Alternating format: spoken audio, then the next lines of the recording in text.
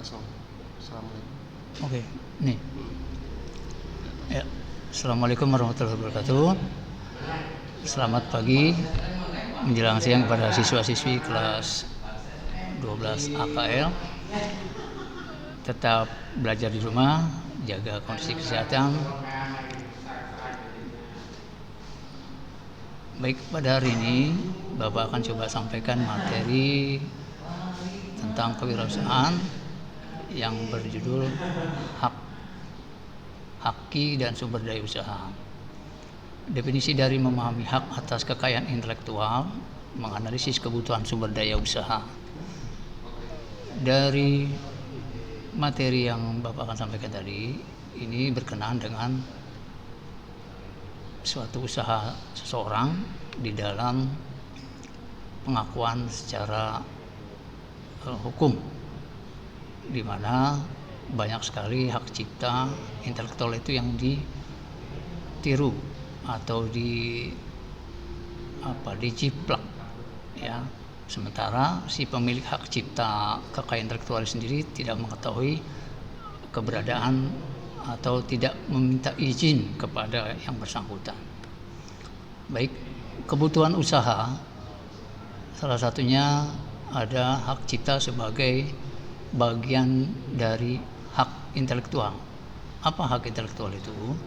Hak intelektual itu adalah bagian dari daya cipta seseorang itu sendiri dalam menciptakan sesuatu hal yang baru yang belum ada orang yang membuatnya, atau istilahnya hak patennya milik dia sendiri. Kemudian analisis kebutuhan sumber daya usaha. Analisis kebutuhan sumber daya usaha ini adalah memantau kegiatan jenis usaha yang ada di sekitar lingkungan usahanya, seberapa jauh kebutuhan akan sumber daya usaha tersebut, apakah ada dampak kerjasamanya ataukah ada dampak ekonomisnya dalam hal benefit pemasukan. Karena terus terang memang suatu usaha itu butuh adanya kepercayaan dari masyarakat sekitar perusahaan itu sendiri, kemudian kepercayaan dari konsumen. Yang kedua, berikutnya ada perencanaan kebutuhan sumber daya usaha. Semua hal tentu ada namanya planning, ada perencanaan khusus agar suatu rencana tersebut dapat tercapai sesuai dengan yang diharapkan dan sesuai dengan tujuan yang akan dituju oleh si perusahaan itu sendiri. Berikutnya, apa itu kebutuhan usaha? Nah, ini pertanyaan mendasarnya. Kebutuhan usaha itu merupakan segala hal yang diperlukan, mulai dari persiapan usaha bisa berdiri sampai beroperasi. Artinya sejak perusahaan itu berdiri sampai mulai berjalan, sampai mendapat kepercayaan dari konsumen, dari pelanggan tetap, dari pembeli baru, atau ya konsumen yang sifatnya membutuhkan akan kepentingan usahanya itu. Berikutnya, pengertian dari kebutuhan usaha adalah hal-hal yang harus dipenuhi untuk mendirikan dan menjalankan usaha dari awal hingga usaha itu beroperasi. Sama seperti yang tadi Bapak telah uraikan di awal, bahwa setiap usaha itu pasti ada awal, ada akhir.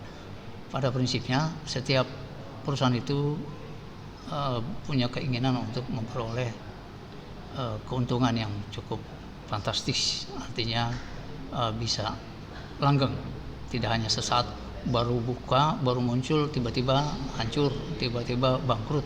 Ya, itu yang tidak diharapkan.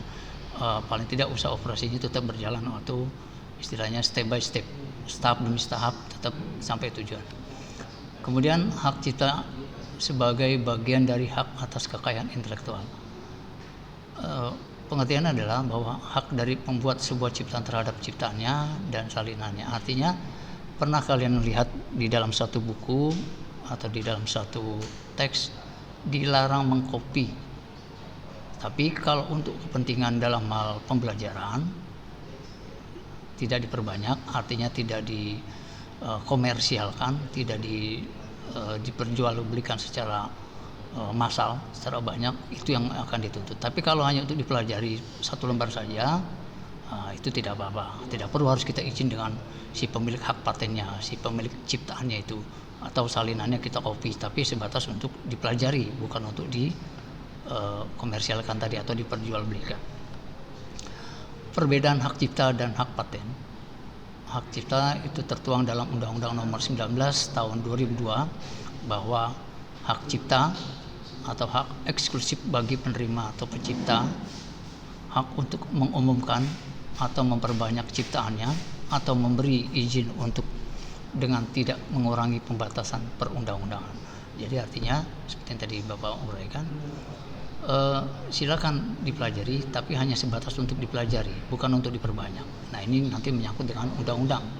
Nah, undang-undang ini akan menuntut kalian kalau memang memperbanyak atau mencari keuntungan sendiri, mencari keuntungan komersialnya tadi, dari tidak meminta izin, dari tidak memberi informasi bahwa hak paten ini akan dipakai, kemudian buku ini akan diperbanyak, atau lagu-lagu itu akan diperbanyak.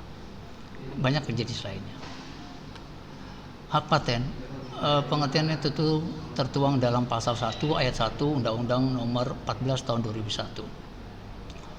Nah, hak paten itu sendiri adalah hak eksklusif yang diberikan oleh negara kepada investor atas hasil temuan bidang teknologi. Artinya seperti IT yang sekarang ini kita ada internet, ada jaringan Google atau hal yang lainnya, itu investor itu pasti ingin menanamkan modalnya, berharap supaya ada umpan balik, artinya ada flashbacknya, ada keuntungan yang akan dia peroleh dari investasi yang telah diberikan untuk membiayai teknologi yang telah dia keluarkan tadi. Artinya begitu ada investor, dia ingin mencari dananya ini akan diserahkan kemana, akan diberikan kepada teknologi apa yang kira-kira bisa menguntungkan agar dananya ini tetap mengalir, tetap ada. Artinya bagaimana caranya bisa membeli suatu produk dan bagaimana caranya bisa menjualnya kembali kepada konsumen. Baik, itu saja yang Bapak bisa sampaikan. Terima kasih sebelumnya. Tetap jaga kesehatan. Assalamualaikum warahmatullahi wabarakatuh.